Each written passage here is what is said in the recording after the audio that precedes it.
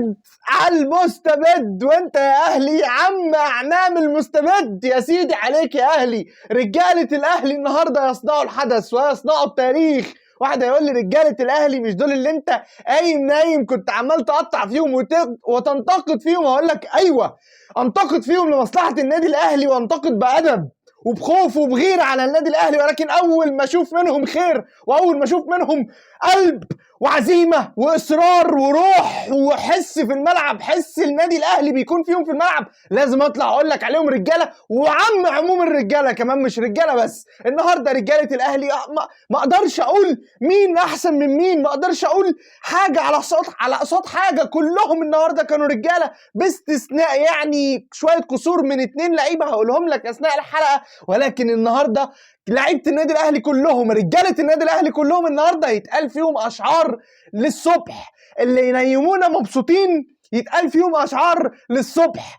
اللي ينيموا اكتر من 80-90 مليون مصري مبسوطين غير العرب الاهلاويه يتقال فيهم اشعار للصبح، ويستحقوا كل كلمه ثناء ومدح وشكر وعرفان بالجميل. شابوه رجاله الاهلي، شابوه رجاله قوام الاساسي بتاع منتخب مصر. هتقول لي ليه بتجيب سيره منتخب مصر؟ هقول لك تقدر تقول لي من 2010 لحد النهارده 2023 مين فرح الشعب ده كرويا على المستوى الدولي الا النادي الاهلي؟ الا النادي الاهلي هو الوحيد اللي فرح الشعب ده على المستوى الدولي. هتقول لي ما الزمالك واخد كونفدراليه مش عارف من 7 مليون سنه باين، يعني من بعد 2010. اقول لك واخدها بفساد التحكيم. اقول لك جنش قاعد على الكوره بعد خط المرمى، قاعد على الكوره هو جسمه كامل بالكوره كامله بمحيطها معدين خط المرمى، وجنش قاعد على الكوره ورا خط المرمى والحكم ما صفرش. هتقول لي ما هو الماتش ده خلص 2-0. اقول لك ده كان بيلعب فريق جزائري، ولو كان الفريق الجزائري ده الجون ده اللي فتح الملعب ما اتحسبش، كان الفريق الجزائري انتوا عارفين يعني فرق شمال افريقيا لما بتيجي تلعب فرقه مصريه ويكونوا النتيجه 0-0 بتكون لصالحهم بيكونوا عاملين ازاي. فالجون اللي اتحسب بفساد التحكيم ساعتها هو اللي خلى الزمالك يتأهل، وهو اللي فتح الطريق لنهائي الكونفدرالية. وهقول لك ساعتها كمان انه كان بفلوس جروس وبفلوس ساسي وبفلوس بن شرقي وبفلوس الصحبة الجميلة اللي بفلوس تركي الشيخ، اللي جمهور النادي الاهلي ما قبلش ان حد يجي يتحكم ويؤمر. ولكن نرجع لموضوعنا، هقول لك ان ما حدش فرح الشعب ده ولا الشعار ده حد فرحوا على المستوى الدولي الا رجاله النادي الاهلي. من 2010 حتى الان يعني 13 سنه النادي الاهلي اللي بيتحارب من اتحاد الكوره وبيتحارب من الشباب والرياضه، وزاره الشباب والرياضه المصريه بيحاربوا النادي المصري. ولكن ان ينصركم الله فلا غالب لكم. النادي الاهلي رغم انف الجميع ورغم سفاله الجميع ضد النادي الاهلي يظل النادي الاهلي الاول، وسيظل باذن الرحمن هيفضل الاول. النادي الاهلي النهارده بيكسر ارقام قياسيه لاول مره تحدث في تاريخ النادي الاهلي. هتقول لي ايه؟ هقول لك النادي الاهلي اصبح النادي الاكثر مشاركه في تاريخ المونديال ب 19 مباراة حتى الآن، وإن شاء الله مع نهاية المونديال الحالي النادي الأهلي لسه ليه ماتشين، سواء كسب أو خسر لسه ليه ماتشين. يعني النادي الأهلي هيخلص هذه النسخة ب21 لقاء كأكثر نادي مشاركة في تاريخ مونديال كأس العالم للأندية منذ نشأته حتى الآن. أنا هنا بكلمك عن رقم خزعبلي، أنا هنا بكلمك تخيل معايا بس عشان تعرف حجم الحدث. أنا بقول لك مثلا إن البرازيل هي أكتر منتخب في تاريخ نهائيات كأس العالم مشاركة في كأس العالم الكبير بتاع المنتخبات. نيجي على مستوى الأندية بقول لك ناديك النادي الأهلي المصري هو أكثر نادي مشاركة في تاريخ مونديال الأندية. ناديك هو أكتر نادي مشارك في تاريخ مونديال الأندية. أنت متخيل الفخر؟ أنت متخيل المكانة اللي أنت فيها؟ انت متخيل ان النادي الاهلي هو تاني اكثر نادي في العالم قاريا واخد بطولات بعد ريال مدريد؟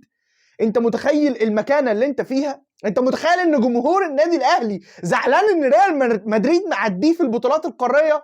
انا النهارده مش عارف اوصف لكم ازاي هنام، وانت اكيد وكل الناس اكيد الاهلاويه النهارده كلهم هيناموا مبسوطين بسبب حاجه واحده بس، فوز النادي الاهلي. ولو انت قاعد بتتفرج كمشجع للنادي الاهلي على ناديك المفضل والمحبب يعني اللي ينفع يتقال فيه كل كلمات المدح، لو انت قاعد قدام الشاشه بتتفرج ومش عارف او محتار تختار مين افضل لاعب في لقاء النهارده، من كتر ما اللعيبه كلها النهارده كانت ما شاء الله عليها في الفورمه وجيده وعندها الرغبه والاصرار وروح النادي الاهلي كانت حاضره، فكل ده الحيره اللي انت فيها دي تنسب لشخص واحد بس بعد ربك، مارسيل كولر، المدير الفني للنادي الاهلي. لو انت قاعد مش عارف او محتار تختار مين احسن لاعب النهارده في اللقاء لان كله كان متميز، فهنا الرصيد لازم يروح للمدير الفني، قائد الاوركسترا، المايسترو بتاع الفرقه، مارسيل كولر. يا جماعه يا جماعه، واقسم بالله لا تقول لي فايلر، ولا تقول لي موسيماني الهجاز ده، ولا تقول لي حسام البدري، ولا تقول لي محمد يوسف، ولا تقول لي مش عارف ايه، وانا بقول لكم وانا بيني وبينكم الايام، الراجل ده لو فضل قاعد في النادي الاهلي الراجل ده هيعدي مانويل جوزيه رقميا في النادي الاهلي. واحب افكر الناس ان مانويل جوزيه لعب مع النادي الاهلي 34 بطوله، كسب 20 وخسر 14. يعني مانويل جوزيه ارقامه اذا كمل مارسيل كولر نفس عدد السنوات اللي لعبها مانويل جوزيه مع النادي الاهلي، اقسم بالله الراجل ده هيعدي بطولات مانويل جوزيه مع النادي الاهلي، بس ياخد نفس المده اللي قعدها جوزيه مع الاهلي. النهارده مش عارف اقول مين احسن من مين، ولا عارف اذكر مين عشان خايف انسى حد، ولكن كل السكواد النهارده من اول الشناوي لحد محمد شريف كانوا متميزين، وكانوا على اقصى درجات الجهد والرجوله والاصرار والسعاده اللي سببوها لنا احنا كجمهور النادي الاهلي. يستاهلوا ان هم وزنهم يبقى ذهب النهارده. محمد الشناوي لم يختبر، ولكن جت عليه كورنرين كده خطيرين كانوا بيتلفوا بطريقه ذكيه جدا من الكورنر، يعني من اللي بيلعب الكورنر كان دايما يلفها في مرمى الشناوي، ولكن الشناوي كان فايق وكان نسر الاهلي بجد النهارده. كابتن منتخب، كابتن النادي الاهلي وكابتن منتخب مصر كمان تقريبا بعد حجازي هو محمد الشناوي. شابوه محمد الشناوي. اكلمكم على اسطوره علي معلول وجبهته العالميه اللي كان عاملها مع احمد عبد القادر، اللي ما كانش على المستوى في الشوط الاول ولكن عاد الشوط الثاني، وفكرنا باحمد عبد القادر في بداياته مع النادي الاهلي، وفكرنا باحمد عبد القادر في مباراه الهلال السعودي برضه في المونديال في السنه اللي فاتت. اكلمكم عن محمد هاني وحسين الشحات والجبهه الناريه اللي كانوا عاملينها. اكلمكم عن حسين الشحات نفسه اللاعب المونديالي اللي مهما يكون مستواه سيء في بطولات الدوري او افريقيا او كاس مصر او السوبر، يجي في المونديال وتلاقي حسين الشحات المونديالي ظهر، وتلاقيه ركبه 100 عفريت جوه التيشيرت بتاعه، وتلاقي نسخه تانية خالص مش متعودين عليها من تألق جبار لحسين الشحات على مدار الدقايق اللي بيلعبها. حتى لو شارك في 5 دقايق على مدار اللقاء تأكد ان حسين الشحات بنسبه 99% لازم يجيب لك جول. النهارده حسين الشحات بيتساوى مع مين؟ مع اساطير اللعبه. مين هم اساطير اللعبه؟ ميسي، كريستيانو، وجاريث بيل. النهارده حسين الشحات بينضم للثلاثي ده عشان يكون معاهم مربع. حسين الشحات وبجمله الارقام القياسيه النهارده اللي ضربها النادي الاهلي، حسين الشحات بيتساوى بميسي وكريستيانو وجاريث بيل، ايوه زي ما انت سمعت، باكتر لاعب تسجيلا في نسخ من تاريخ كاس العالم للانديه. حسين الشحات النهارده بيجيب ايه؟ بيجيب الهدف الثالث ليه في ثالث نسخه مختلفه. واحب ازيدك من الشعر بيت ان ميسي وجاريث بيل ما شاركوش غير مع ريال مدريد. كريستيانو هو الوحيد بالمساواه النهارده، حسين الشحات بالمساواه مع كريستيانو اللي شارك مع مانشستر وشارك مع ريال مدريد. حسين الشحات شارك مع العين الاماراتي وشارك مع النادي الاهلي في نسختين، يعني مع فرقتين مختلفتين زيه زي كريستيانو. اكلمكم عن النهارده نص الملعب النادي الاهلي اللي ما بقاش نص ملعب، ما بقاش خط نص، ده بقى خط بارليف. اقسم بالله انا ممكن تشوفني ببالغ، والله ما ببالغ، والله ما ببالغ، وانا اكتر واحد واول واحد انتقد الاهلي لصالح النادي الاهلي اذا في مجال للنقد، ولكن النهارده ما فيش غير المدح والثناء. اليو ديانج مع حمدي فتحي. حمدي فتحي يا جدعان، اليو ديانج طبعا كاسحه الالغام الماليه، الصفقه اللي وزنها لازم يبقى الماظ، ده ما ينفعش كان يدفع فيه دولارات. احنا واخدينه من الدوري الجزائري، تكرم الجزائر واهلها وشعبها، واخدين من الدوري الجزائري اليو ديانج بمليون دولار. ده ما ينفعش يدفع فيه فلوس، ده يدفع فيه الماظ. ده اللي هو واحد كده من عندنا بعثه من النادي الاهلي تطلع بشنطه الماظ ويروحوا للنادي اللي خدنا منه اليو ديانج ويقول له اتفضل، ده نصيبك من حب جمهور النادي الاهلي، ده نصيبك من صفقه اليو ديانج، ونبقى كده كفينا. لكن ده يدفع فلوس حرام والله. الفلوس تحت رجل اليو ديانج وتحت رجل العين اللي جابت اليو ديانج. اليو ديانج كساحه الالغام الكلام فيه خلصان، ولكن حمدي فتحي اللي اتولد من جديد مع مارسيل كولر، هو وطيب الذكر كريم فؤاد ربنا رجعه بالف سلامه. حمدي فتحي هو اول المدافعين واول خط النص واول المهاجمين. يعني ايه؟ هقول لك، يعني لو النادي الاهلي بيلعب 4-3-3 تاكد ان حمدي فتحي هيتواجد في الاربعه، هيبقى خامس المدافعين، وهيتواجد في الثلاثه هيبقى رابع خط النص، وهيتواجد في الثلاثه اللي قدام هيبقى رابع المهاجمين. حمدي فتحي مش هقول لك بقى صاحب الثلاث رئات وهقول لك مش عارف ايه وهقول لك كلام مكرر. حمدي فتحي يستحق انه يتقال له لقب ما اتقالش لحد قبل كده. وانا كنت من فتره او الموسم اللي فات كنت مسميه حمدي قلبي فتحي، انا كنت مسميه كده فعلا. ده كان لعيب داخل قلبي بكل ما تحمله الكلمه من معنى، على خلق وعلى درايه بقيمه تيشيرت النادي الاهلي، وهي دي اهم ميزه في لعيبه النادي الاهلي. اكلمكم عن مين تاني؟ اكلمكم عن احمد عبد القادر، ولكن احمد عبد القادر قلنا مع جبهه علي معلول ان هو كان في الشوط الاول مش قد كده ورجع الشوط الثاني. وهكلمك النهارده على البدلاء. طاهر نزل ادى برجوله وكان هيجيب جون لولا اللعيب رقم 3 اللي اتطرد في اخر لعبه. هكلمك عن بيرسي تاو اللي النهارده نزل كان بيحاول يعني يعمل حاجه ويقول انا اهو، وفعلا ربنا وفقه وكرمه وجاب جون من اسيست كهربا اللي مع كل لمسه ليه ومع كل ظهور ليه ومع كل كاميرا تيجي على وشه وبنسمع تش دي طبعا انتوا عارفينها. شياط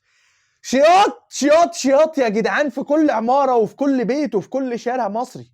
شياط الزملكاوي، شياط اخوك الزملكاوي، واجب عليك تقوم تطفيه او تسيبه، دي حريه شخصيه بقى براحتك. ولكن هم بيحسوا بايه؟ انت بتسمع دي بتغسلني من جوه. التش دي كده بسمعها من اخويا الزملكاوي، طبعا هو اخويا مش زملكاوي، اخويا اهلاوي، ولكن اخويا في الوطن يا سيدي، اخويا الزملكاوي في الوطن، انا بسمع التش دي منه. ما امتع هذه اللحظات، يا سلام، بتمتع، بتغسلني من جوه، مش هلاقي تعبير احسن من ده. النهارده هكلمك عن كهربا اللي نزل عمل اسيست في تاني لمسه ليه، وهي دي قيمه اللاعب الكبير. كهربا كبير مش بالكلام والله. كهربا فعلا لعيب كبير وما شاء الله عليه. في حاجه بقت بينه وبين ربه. اللعيب ده كان رايح في سكه صالح جمعه وابراهيم سعيد والعالم اللي انتوا عارفينها دي، ولكن حاجه حصلت بينه وبين ربه الله اعلم بالسرائر رجعته على الطريق الصح. ومن ساعه الولد ده ما رجع، الله اكبر عليك يا ابني، ربنا يحميك من الاصابات، وربنا يحميك ويثبتك على مستواك بل ويزيد ان شاء الله مع الوقت. اكلمك عن رجولة طاهر ولا بيرسي تاو والهدف الجميل اللي جابه، ولا اسيست كهربا، ولا رجولة وفدائية مروان عطية يا جدعان. يعني اليو ديانج وحمدي فتحي ومروان عطية، وكمان جبنا احمد القندوسي، وعندنا الله اكبر الناشئ احمد حسن كوكا. يا جدعان خط بارليف، وربنا المعبود خط بارليف ده مش خط نص فرقة يا جدعان. ولو خط نص فرقة فده هتتريق عليا اتريق. انا شايف ان النص الملعب ده ودين الله وما اعبد والله ما ببالغ ما يقلش عن خط نص ريال مدريد في حاجه. وانا بقى مش زي الزراتين والطبالين اللي يقول لك الزمالك يلعب في الدوري الاسباني وعشان كسب له 5-6 ماتشات ورا بعض. انا بقول لك النص الملعب ده ما يقلش حاجه عن نص ملعب ريال مدريد الاسباني. ولو قارنا اقوى نص ملعب في البطوله دي هيكون نص ملعب النادي الاهلي. بلا جدال. ما تقوليش انت بتأفور، انت مش عارف ايه. لا مش بأفور. انا لسه قايل لك على موسيماني طبال، لسه قايل لك على موسيماني ان هو على الله حكايته. اللعيبه كلها مع موسيماني كان مستواها كده، وكان قفشه بيلعب وكان بيرسي تاو بيلعب برغم السوء وبرغم المستوى المزري اللي كانوا فيه. ولكن مش موضوعنا موسيماني، انا بس بذكر لك موسيماني ان انا مش طبال للنادي الاهلي، انا عين الحقاني وعين الحياد. النادي الاهلي انا اول واحد بطلع انتقده اذا في مجال للنقد واذا في مجال للتقصير حصل من اللعيبه او من الاداره او من الجهاز الفني او من ايا كان العنصر اللي اثر، اول واحد بيطلع وينتقد. ولكن النادي الاهلي النهارده لا يستحق سوى الاشاده. بالرغم ان في 2 لعيبه قلت لك عليهم في اول حلقه وقالهم لك في الحلقه ان هم مش على المستوى، ما كانوش على قدر المسؤوليه النهارده، وهم استغربني عمرو السوليه لم يقدم اي شيء سوى الكعب اللي عمله لمحمد هاني في الشوط الاول، 1-2 ما بينه وبين محمد هاني، ومحمد هاني اداها له وفتح، هو قام اداها له بالكعب. هو دي اللقطه الوحيده اللي انا شفتها لعمرو السوليه على مدار 90 دقيقه. عمرو السوليه لا شاط ولا عمل اسيستات ولا غطى على زمايله ولا عمل اي حاجه. حتى الكره لما كانت بتبقى معاه كان بيبقى متوتر كده وبيحاول يخلص منها بسرعه، ولما كانت بتخرج برجليه ما كانتش بتخرج صح. بقيت نص ملعب النادي الاهلي حدث ولا حرج، الله اكبر على اليو ديانج وحمدي فتحي. مفيش كلام يوصف حمدي فتحي مع مارسيل كولر ونسخه مارسيل كولر اللي طبقها واللي نفخها في حمدي فتحي واللي حمدي فتحي استغلها. ولكو في ماتش الزمالك خير مثال، حمدي فتحي مشارك في ال3 اهداف.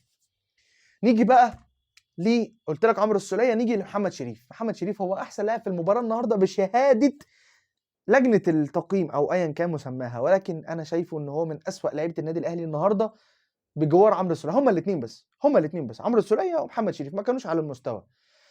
احمد عبد القادر كان في الشوط الاول سيء، ولكن اللي قدمه في الشوط الثاني يشفع له، ان هو خلاص واحنا كسبانين كان عمال الحطه والبطه والقطه والنطه والحاجات دي كلها عملها، وكيفنا كوره، مزجنا كوره. احنا كنا ماسكين الكوره، كنا كسبانين، ما كانش دلع، ولكن كانت الهجمه تستدعي ان هو يرقص، فكان بيرقص وبشكل جمالي، مره كوبري ومره يفرش الواد ويقومه ويبهدله. بهدل يا عيني الباك اليمين بتاع اوكلاند سيتي، كان صعبان عليا ان هو الواد ما بقاش عارف يعمل ايه لاحمد عبد القادر، يقف له بيعدي منه، يجري وراه بيوقعه. طب اعمل لك ايه؟ ما عمال اضربه ما بيضربش. هو ده التعبير الامثل للموقف ده. احمد عبد القادر رجع الشوط الثاني، ولكن محمد شريف جات له 4 فرص، جاب فرصه. لعيب او مهاجم النادي الاهلي، المفروض ان هو المهاجم الاول للنادي الاهلي ولابس لي رقم 10 وبتاع، ولعيب جات له 4 فرص محققه سهله للتهديف، جاب فرصه. يعني نسبه نجاح 25%، يعني دي مش نسبه نجاح مهاجم على قدر النادي الاهلي. حاجه تانية، الجون اللي جابه اصلا الكره هو شايطها سيئه، والكره لمسه في ايد الحارس، يعني كان الحارس سهل جدا انه يجيبها. محمد شريف كان سيء جدا، كان تحركاته كويسه ولكن كان انهاؤه اكثر من ضعيف. وخليني يعني ما اكونش قاسي في النقد على محمد شريف، ولكن الحق يتقال، وانا شايف ان ده الحق، وعيني اللي شافت بتقول على اللي شافته. يعني لا بكذب ولا بجمل الكلام ولا اي حاجه. خليني اقول لكم ان محمد شريف يكفي ان هو جات له 4 فرص، جاب منهم فرصه واحده فقط للتهديف، وهي دي الفرصه اللي نجح فيها، وكمان كان شايطها وحش، لا قويه ولا اي حاجه، وكان الحارس هيجيبها ولمسها بطراطيف صوابعه بالفعل، ولكن توفيق ربك كان مع محمد شريف ومع النادي الاهلي، والكره عدت لتعلن عن الهدف الثاني للنادي الاهلي في مرمى اوكلاند سيتي. النادي الاهلي بيرفع رصيد انتصاراته في كأس العالم للأندية الى 7 انتصارات، والنادي الاهلي باذن الله رب العالمين هيقابل بطل امريكا. اذا فاز هيقابل ريال مدريد في نهائي كأس العالم للمرة الاولى. باذن الله قلوبنا وتشجيعنا ودعواتنا ودعمنا الكامل المكمل لإدارة النادي الاهلي وللجهاز النادي الاهلي ولرجالة النادي الاهلي النهارده. واسف لو نسيت حد من اللعيبه، ولكن كان كله على قدر المسؤوليه والاشاده. محمد هاني، حسين الشحات، محمود متولي، ومحمد عبد المنعم، اللي على بالرغم من الهجمات القليله في الشوط الاول لاوكلاند سيتي، ولكن كانوا مسيطرين على مهاجمين اوكلاند سيتي. ما كانش فيه كلام يوصف لعيبه ورجاله النادي الاهلي النهارده كلها على قدر الحدث والمسؤوليه. لحد هنا وبتكون الحلقه انتهت. نتمنى ان شاء الله القادم افضل. يوم السبت القادم في مواجهه بطل امريكا النادي الاهلي بطل افريقيا بيواجه النادي الاهلي بطل افريقيا النادي الاهلي صاحب ال10 بطولات افريقيه هيقابل بطل امريكا الجنوبيه في لقاء اكون او لا اكون يوم السبت القادم، لقاء لا يحتمل القسم على 2. باذن الله التوفيق يكون حليف نسر النادي الاهلي وممثل الكره المصريه، والوحيد اللي بيفرح الشعب ده كله على المستوى الدولي بقاله حوالي 13 سنة. هو الوحيد اللي بيشجع، وهو الوحيد اللي بيفرح، وهو الوحيد اللي بيزيد بطولات مصر على المستوى الدولي في البطولات الكروية. لحد هنا بتكون حلقة انتهت. اتمنى اني كنت ضيف خفيف على حضراتكم. بقدر وقت حضرتك جدا، بحترم شخصك جدا. دمتم جميعا بألف خير. صلي على سيدنا محمد، ما تنساش دي اهم حاجة في يومك. وفي الختام خير سلام الله عليكم ورحمته وبركاته.